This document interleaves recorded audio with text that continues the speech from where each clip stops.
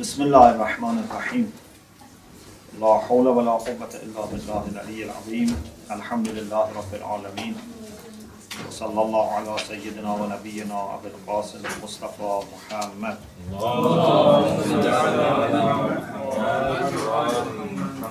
وعلى آله الطيبين الطاهرين اللهم أخرجني من ظلمات الوهم وأكرمني بنور الفهم اللهم افتح علينا أبواب رحمتك وانشر علينا خزائن عظمتك برحمتك يا أرحم الراحمين. In the first session, we talked about the significance of akhlaq in Islam, or morality, and then we ended with a discussion about the order, about the position of the science of akhlaq among other sciences, and also the order and position of akhlaq itself among other subjects. That was the last point we discussed last week. Today we want to continue with the definition of akhlaq, its subject matter, and if we have time, different types of ethical studies. We have two different things. One is the literal meaning of akhlaq, and one is the technical meaning of akhlaq. If you refer to books, whether the books which relate to Arabic vocabulary, dictionaries, lexicons, or if you refer to the books written on akhlaq, both of them give you this idea that in Arabic language we have two things which are written in the same way but they are pronounced in different ways. That is Khalq and Khulq. Yeah, you can write them in the same way, but pronunciation is different and meaning is also different. In Arabic, pronunciation is very important, whether it's pronunciation of the beginning and the middle of the word or end of it, which is decided by nahw. Everything is possibly changing the meaning. So, the experts have explained that Khalq, which means creation, it refers to that side or that aspect of our being which is obvious. Your shape, your form, your size, your color are part of your Khalq. But Khulq is that aspect of your being which is not obvious, is internal, something which is about your traits of character. You know, we have this dua that we are recommended to say that when you stand in front of mirror, you say, "Oh Allah, in the same way that you have made my khalq good, please make my khulq also good." It means that you have given me, alhamdulillah, healthy body. Okay? Even if we have illnesses, still there are many other things which are working properly in our body. Yeah? So sometimes if we have one illness or one problem, we forget the rest. You know, you could have thousands of different problems in your body. So just having one or two problems still doesn't mean that your body is fully ill. So we say to Allah, as you have made my khulq good, please make my, as you have made my khalq good, please make my khulq also good. Allahumma hassan khulqi kama hassanta khalqi. So these two are two different sides of the same person. Let me refer to some of the ideas of experts. You know, one of the very good books that you should be very familiar with is the book مفردات ألفاظ القرآن or مفردات غرائب القرآن by Raghib Isfahani. It's a very good book because this book gives you accurate meaning of the terms which are used in the Quran. In Arabic. It's in Arabic, to Arabic. So any term which is used in the Quran and you want to understand the exact meaning, this is one of the best books to refer. Mufradatu Alfaz al-Quran by Raghib Isfahani. I don't think it's translated to English. At least I'm not aware of any translation, but it's in Arabic. So he says, Al-Khalq wal-Khulq fil asli wahidun. They come from the same root, but they are pronounced differently and their meaning is different. He gives other example. Then he says, لكن خص الخلق بالحياءات والأشكال والصور المدركة بالبصر. But khalq is used only for the shapes, for the forms which are visible by your eyes. Something that I can see in someone or in myself. This is my khalq. For example, that person, has hands, eyes, how thin or fat he is. These are khalq. وخص الخلق بالقوى والسجايا المدركة بالبصيرة. But khulq refers to the internal or inner faculties and traits which cannot be seen by eyes, can be understood by insight. Basar is different from basira. Basar is vision, something you see by your eyes. Basira is insight. Okay? If you want to understand whether a person is trustworthy or not, you cannot use your eyes. You need to be insightful. Sometimes a person that you know him for many years, you have met him, you have seen him many, many times, he or she may have qualities, whether good or bad, that you are not able to understand. Why? Because you are not insightful. One of the gifts that Allah gives to some people, to some mu'mineen, is that they can see the reality of people. There is hadith which says, "Ittaqu firasat al-mu'min." Be careful about this insightfulness of mu'min, the cleverness and insightfulness of mu'min. فَإِنَّهُ يَنْظُرُ بِنُورِ اللَّهِ. Because he's looking with the light of Allah. The light of Allah is going inside. It's more than X-ray. Yeah. So with X-ray, you see the bones. With this Nurullah, you see inside the heart and the soul. So you have to be careful. If you are in front of a pious person, don't try, to cheat or, maybe he doesn't say anything, but he understands that you are cheating. Okay? So this is very important. So there is a difference between vision, which is basar, and basira, which is insight.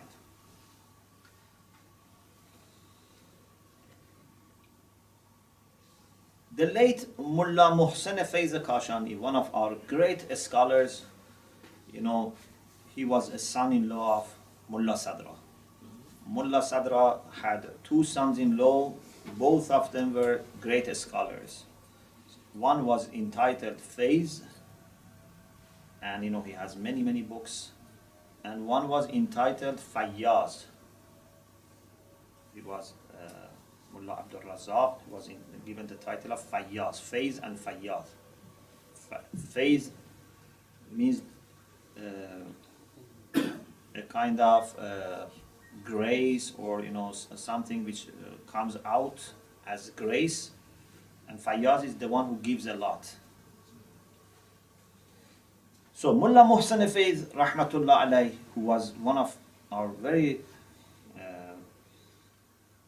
established and respected scholars, he has many books. He has books on tafsir, he has books on hadith, he has books on akhlaq, he has many books. In Al-Mahajjatul Bayda, which is a modification of Ihya'ul Ulum by Ghazali. Ghazali has written Ihya'ul Ulum, which is a very important book on ethics, but the late Mulla Muhsin Faydh made some modification. He removed some of the ideas that were not acceptable, and he added hadith from Ahlul Bayt alayhim salam to the work of Ghazali. This Mahajjatul Bayda is very, thick book. It's 8 volumes published recently in 4 parts. So in volume 5, page 95, he says, Al-Khulq ibaratun an hay'atan lin-nafs. Khulq is a position, for a quality for the soul, not for the body. تصدر عنها الأفعال بسهولة ويسر من غير حاجة إلى فكر وروية. This is something new which was not in the definition of raghib, and this is why I chose this. This is something that ulama akhlaq mentioned, not the experts on Arabic vocabulary. When you have a khulq, it means that you have a trait of character which facilitates for you acting accordingly. Here there are many important points. Please, be very careful. For example, if a person has the quality of generosity, so he has this trait of character, okay? This is part of his khulq.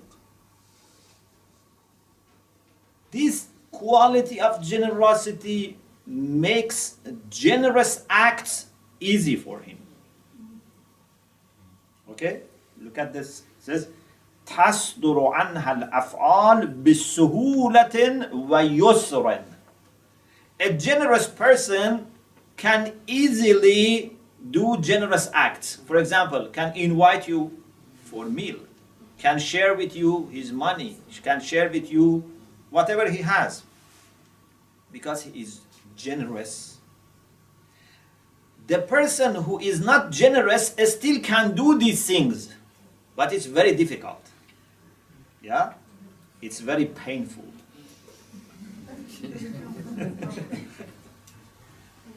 And من غير حاجة إلى فكر وروية.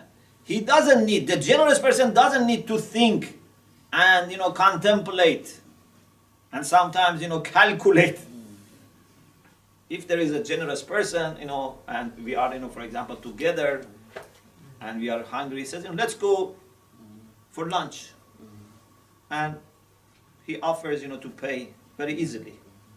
But the person who is not generous, first of all, he thinks a lot.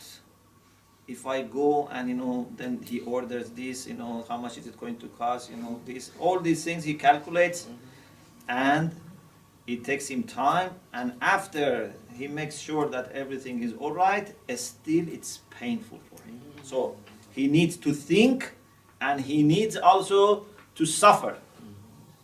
Okay? But the person who is generous does this naturally.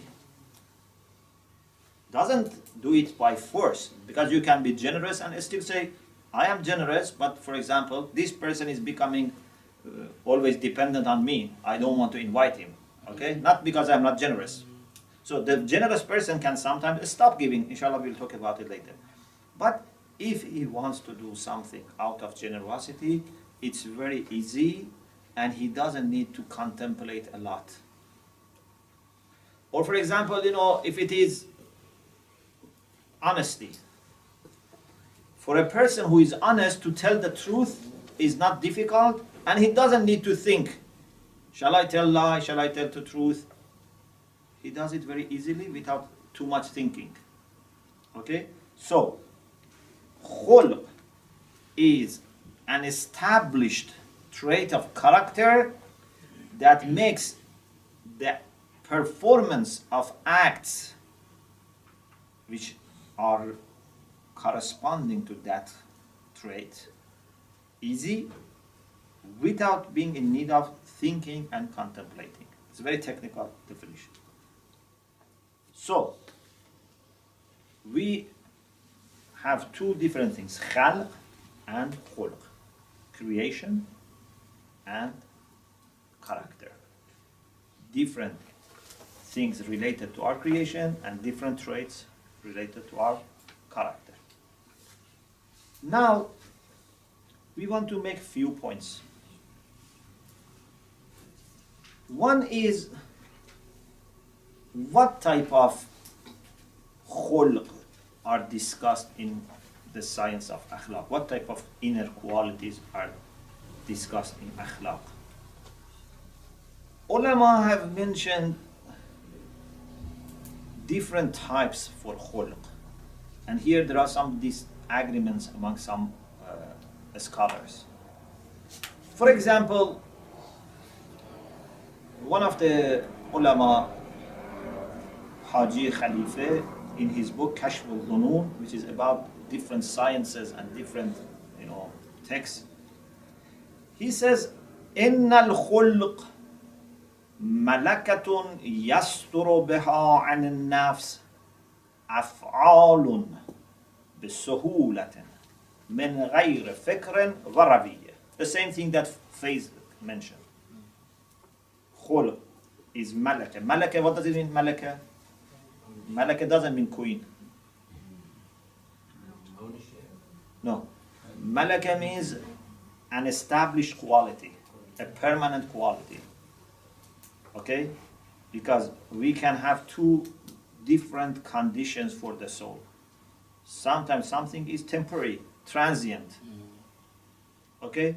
For example, a person who is very fearful, okay? We speak half an hour, and then for a few hours he becomes very brave. But then this goes down. A person who is not generous, maybe you encourage him, speak, tell him stories, reward, For a few days he becomes generous. Again, this is called hal. Hal, in this technical sense in ilm akhlaq, refers to those qualities, those conditions of the soul which are not fixed, which are not permanent. What is hal? Hal. Hal. Hal means like a state. Yes, but technically it is used for those states which are temporary, which are transient, which are not established. Hal. And opposite to hal is malaka. Malaka is that condition of the soul which is established. Malaka. Okay? It means that you own this property, this quality, this characteristic. Malaka. Okay? For example, we say faqih is the one who has malaki ijtihad. What does it mean, malaki ijtihad? It means he has this quality that he can refer to the original text and find out what is the Islamic ruling. Malaki. So, or malaki adalat. In fiqh, when we say, for example, imam of jama'ah should be just, should be adil, what do we mean? We mean that he should have malaki adalat. It means that he has a fixed quality that stops him doing haram. Okay? Of course, they explain that when we say this is fixed, this is permanent, this is established, it doesn't mean that it's not going to someday, change. It's possible to change, but it's something which is fixed. Something which is in your fabric now. Okay? But of course, you can even change your malaka. But it's not like hal, which is very quickly changing. Okay? So, sometimes also, in our du'as, in our prayer, we have a good feeling, we are in good mood. This is hal, because it can stop after a few minutes. But some people have this constantly. This is not hal, this is maqam.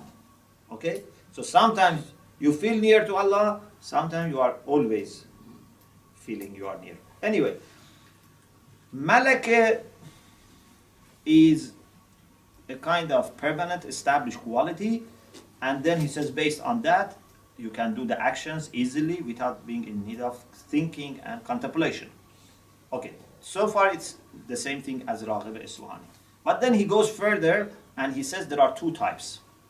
He says وَالْمَلَكَةُ كَيْفِيَّةٌ رَاسِخَةٌ فِي النَّفْسِ لَا تَزُولُ بِسُرْعَةٍ is a quality which is established in the soul, doesn't stop quickly. وَهِيَ قِسْمَانٌ there are two types of malaka, two types of established quality.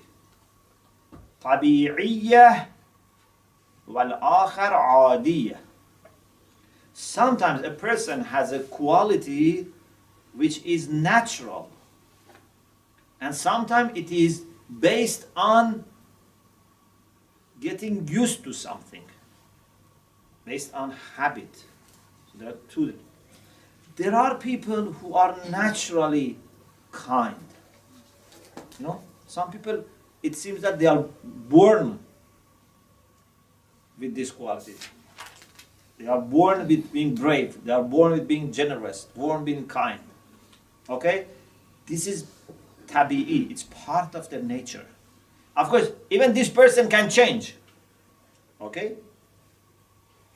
But this is not something that he has struggled or he has worked hard to achieve. It can be also negative, Someone is born to be fearful. From childhood, he is born in this way. He's brought up in this way. This has become his tab. There are people that naturally they are humble. There are people who are not humble. So this is tab. But sometimes is adi. It means that it's based on ada, on habit. So a person has tried hard to make this habit. He was not generous, he was not fearful, he was not brave. But he tried to do generous acts a lot so that gradually he becomes generous. He tried to do brave things, then he became brave. So there are two types of origin for these permanent qualities. Sometimes it's natural. This person has not made any efforts or he didn't struggle to achieve this. Naturally he has this quality. There are people that you see naturally they are very honest. Yeah? And there are people who have tried hard to be honest. So, there are two types. Miskawai, who is a famous scholar of Akhlaq, he has a book, Tahdhib al-Akhlaq or Tathhir al-A'raq. He also makes this distinction. He says, منها ما يكون طبيعيا من أصل المزاج ومنها ما يكون مستفادا بالعادة والتدريب. He says there are two types of khulq. Some of them are natural. The person has this disposition, natural disposition towards this quality. And some are acquired by habit and training. Okay?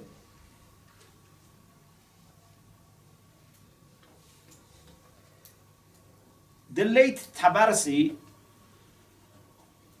who has compiled Majma'ul Bayan fi Tafsir al-Quran, in his tafsir, for some reason he mentions this point about khulq, and he tries to take a different approach. he recognizes that there are two types of quality, but he wants to name only one of them, Khulq,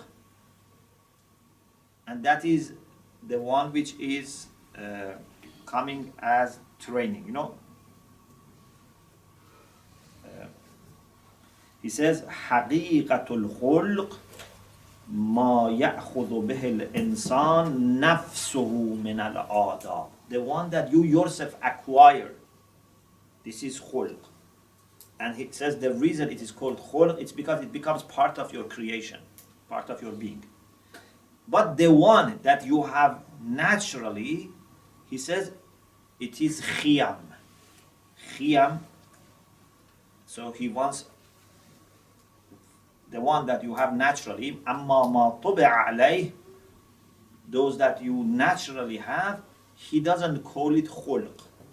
Okay, this is a different way of using the terms and coining the terms. What is important is that there are two origins for traits of character.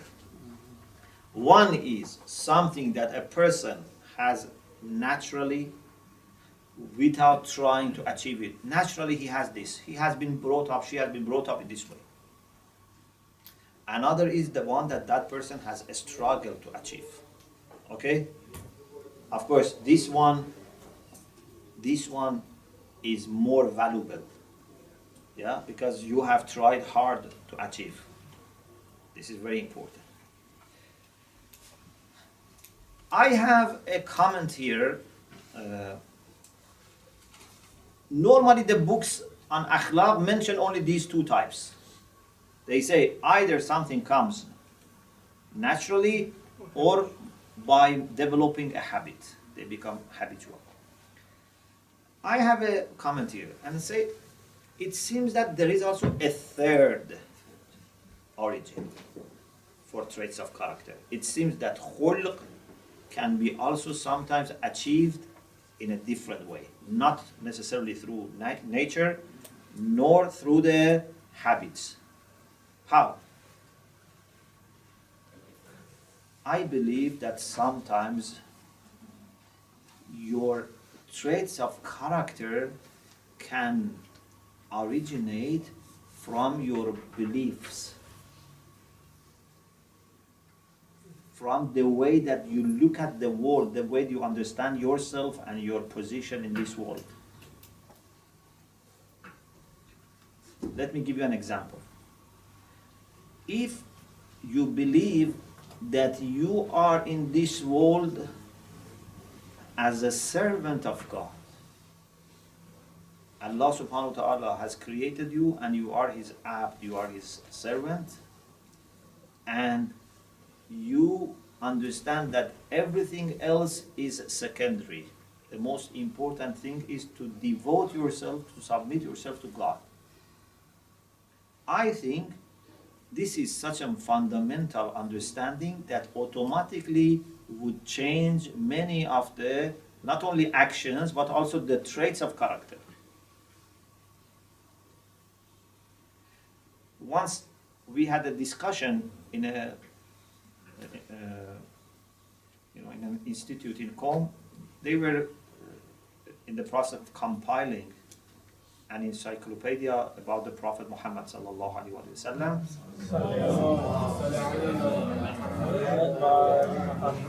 And part of it was on his akhlaq. And invited me, I didn't belong to that institute, but they invited me to help them with designing different entries and sections in that part on akhlaq of the Prophet.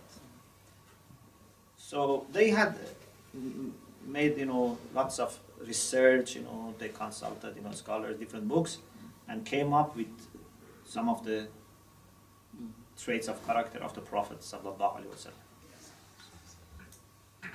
Then I raised an issue. And since that meeting, I still have that idea. I said, when you list 30, 40, 50, for example, qualities of the Prophet, And then, of course, you divide them, for example, those which relate to himself, those which relate to Allah subhanahu wa ta'ala, those which relate to his relation with other people. You can make this list. But you are somehow putting them in the same order. So it means that you are saying the Prophet had all these qualities, but it seems that they are independent from each other. But I said, I believe Rasulullah had two groups of qualities, or two level of qualities. One is the upper one that you see, and that is 30, 40, 50, whatever. But then there is something underlying.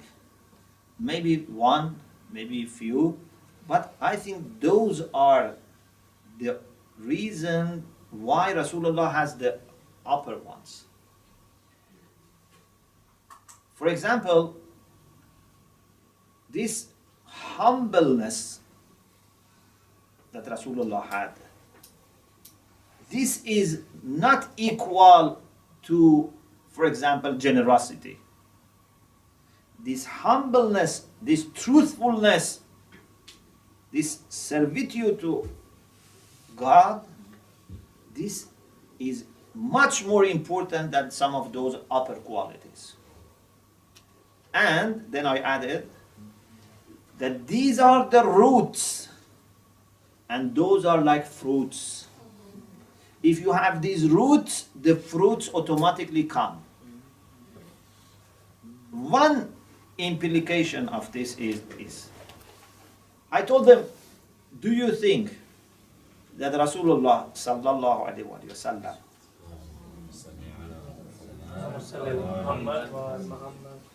had to struggle to achieve all these good traits of character one by one? This is the way that normally the science of Akhlaq is teaching us, that if you don't have this quality, this is the way. If you don't have this quality, this is the way. How to achieve each good quality, each virtues. But I said, I don't think Rasulullah had to struggle for each good quality. Rasulullah sallallahu alaihi wasallam was in a right position towards Allah subhanahu wa ta'ala. And when you are a servant of Allah subhanahu wa ta'ala, then automatically good things come. Naturally good things come. And over years they will be established, they will grow. But you don't need to struggle one by one. I didn't have many things to say to prove this, but I just try to bring some evidence. And still I am thinking. But one of the things that also I think can be helpful as evidence is like, for example, a person who goes through a transformation.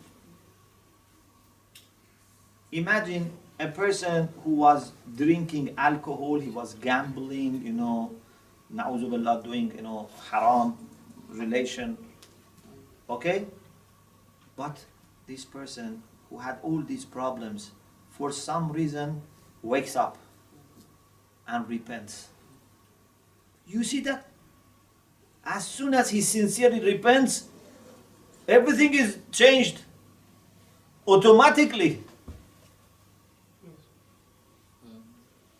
Automatically changes. If you give your control to Allah subhanahu wa ta'ala, if the light of Allah comes to your heart, then all these bad things stop. Because they are connected to each other. We see them as separate things, but they automatically will be sorted out. Or for example, if a person has, conversion. So you see, the people who convert, they change their religion, honestly, sincerely, then you see that they totally change. Sometimes they totally become good. Of course, they have to be careful to keep it, but it can happen. And once a person mentioned something very interesting, when I was discussing this, and one of the sisters mentioned this point. She said that someone said that before I converted, I didn't like children. When I converted, then I started loving children. How can you explain this? What has conversion to do with loving children? In the surface, it seems these are not related to each other. Yeah, they're two separate things. But no, this is related. Because when you convert, you just don't change, few dogmas. If you really convert, you become a new person. A new person then is free from problems. Okay? So, my idea is that we have three types of origins for khulq. One is those that you have naturally. The second is one that you get it through repetition and developing habit. The third is what comes as a result of your understanding, your ideas, your thoughts, your belief system, your orientation in life. This is the third type. And this is, in my understanding, actually this is the best way. Because we have so many problems that if we want to sort them out one by one, it needs the life of Prophet Nuh. We don't have only one or two problems. Yeah? We think we don't have problems, but Allah knows how many problems we have, So there is a Arabic poem which says, "Kafa bil mar'i nublan an tu'adda ma'ayibuhu." It suffices a man as honor if his faults can be counted. There are two interpretations. One is that if you let people to count your faults, it is good, so that you know them. Another interpretation is that if your problems can be counted, you should be very happy. It's not countless. Because our problems are countless. Yeah? So, you can start sorting out these problems one by one, but it takes ages. But if you sort out the underlying problem, the root, yeah? Sometimes, for example, we have an organization which has 1,000 problems. But then we realize that if we bring a good director, then all these problems can stop. Or at least half of it can stop. So instead of trying to sort out little problems, change the director. Yeah? If the director, the ruler, the governor of ourselves is aql, is intellect, then many problems will be solved. But if we act out of emotions and desires and feelings, then we have lots of problems. So this is one point that I wanted to mention. The other thing is that what is the subject matter of akhlaq? Ulama mention two subject matters for akhlaq. It means that they together form the subject matter, or mawdu. Mawdu means subject matter of akhlaq. Because every science should have a subject matter. Okay, this is something that inshallah you will study more in different sciences. That what is subject matter? What is the subject matter of philosophy? What is the subject matter of usul? What is the subject matter of, kalam? Okay? There are lots of discussions here. Anyway, just for the time being, we agree that every science should discuss about a certain issue, and all the propositions of that science should be related to that issue. So what is the subject matter of ilm akhlaq? Some Westerners, especially those who are influenced by behaviorism, they only focus on behavior, on actions.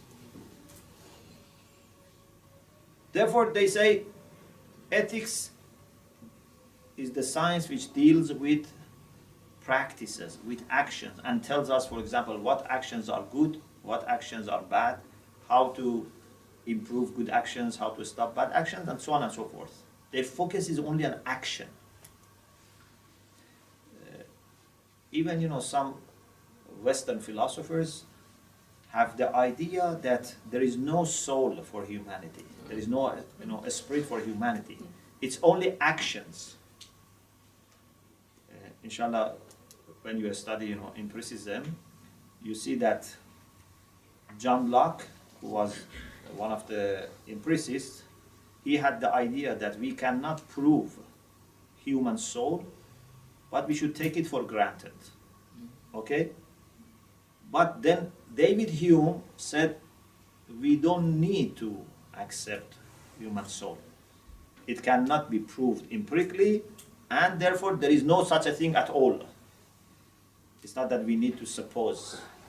Okay? So they don't believe in human soul. They just see the actions. Okay? For them, behavior, action is the only thing that matters. Our ulama, and of course some people also in the West who agree with us, we believe that every human being has a soul. And that soul is the foundation. And the actions come out of that foundation. Okay? You cannot just look at the surface. Actions are on the surface, but you have to go deeper. Okay? In ilm al-akhlaq, we should deal with both actions and traits of character. Traits of character are more fundamental. We shouldn't forget them. Even some of ulama have mentioned these traits of character as the subject matter only. We say no, both of them should be studied. Although, inshallah, we will explain later that relatively traits of character are more important than actions. What is more important? Generosity or a generous act? Generosity is more important. Okay? If you have the trait of character, then many times you would act accordingly. But just having one good action doesn't mean a lot. Of course, relatively. Inshallah, I will explain later that sometimes one action can be so important that it can change the course of history. Like what? Like ضربة علي يوم الخندق. Sometimes the situation is so sensitive that one thing that we do or we don't do can change the history. Okay? Imam Ali alayhi salam, before that action and after that action, was the same person. It's not that he became brave, more brave, or more courageous. Yeah? His character didn't change. But if he had missed that particular moment, okay, now the situation of the world was different. Another example is, Karbala.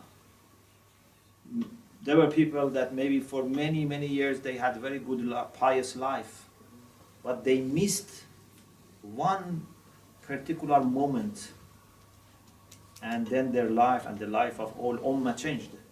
So, sometimes one word one action can be crucial. But generally speaking, actions are not as important as traits of character. Okay? Inshallah, we'll talk about it later. So, the subject matter of Ilm al-Akhlaq is both actions and traits of character. But what types of actions? Voluntary actions. Al-fi'l al-ikhtiyari. For example, one of the actions is breathing. But we don't discuss this in Ilm al-Akhlaq, because this is something that you do it naturally and automatically. Yes? You don't decide to breathe. Or, for example, your hair is growing. Yeah? This is not something we discuss in Ilm al-Akhlaq, because these are the actions which happen naturally, automatically. What we discuss in Ilm al-Akhlaq is anything which is done by intention. Okay? It must be something that you do it by intention. Sometimes something is not happening by intention, but by intention you can change it or stop it. Then this side can be discussed in Akhlaq. For example, you were breathing all the day today, and you were not even thinking about this. Now that I say, breathing is something which we don't discuss in Akhlaq, you say, Mulla, now I want to stop breathing. I say, okay, from this time, it's discussed in Akhlaq. Because this stopping is intentional. And we say, you should not, stop, because then you will kill yourself. So this becomes then something that we discuss in Akhlaq. As soon as intention comes in, then we discuss it in Akhlaq. But if something is out of intention, whether you like it or not, whether you understand what is happening, we don't discuss in Ilm al-Akhlaq. The same is with the qualities of the soul. There are some qualities of the soul that we are created with those qualities, in the sense that they are not changeable. Okay? We don't discuss in al-Akhlaq about them. For example, Allah subhanahu wa ta'ala has created us as human beings.